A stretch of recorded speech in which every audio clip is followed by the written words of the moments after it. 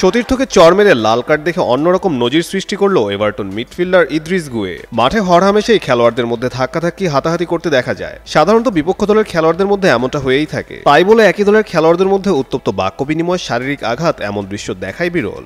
এমনই এক ঘটনার সাক্ষী হলো এভারটন ও ম্যান ইউর ম্যাচ দেখতে আসা ফুটবল সমর্থকরা। ম্যানচেস্টার ইউনাইটেডের একটি শট এভারটন পোস্টের বাইরে লক্ষ্যভ্রষ্ট হয়। রক্ষণভাগে দুজনের মধ্যে ভুল বোঝাবুঝিতেই ম্যান ইউর খেলোয়াড় ব্রুনো ফার্নান্দেজ গোলের সুযোগ তৈরি করে। এ নিয়েই কথা কাটাকাটিতে জড়িয়ে পড়েন এভারটন ডিফেন্সিভ মিডফিল্ডার ইদ্রিস গুয়ে ও সেন্টার ব্যাক মাইকেল কিন।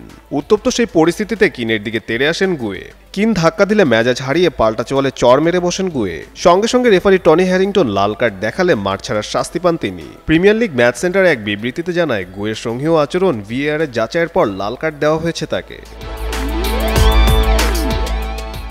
10 জনে পরিণত হওয়া এভারটনকে জয় তুলতে অবশ্য বেগ পেতে হয়নি। ম্যাচের 29 মিনিটে মিডফিল্ডার কিয়ারনানের বাঁকানো শটে করা গোলে এগিয়ে যায় এভারটন।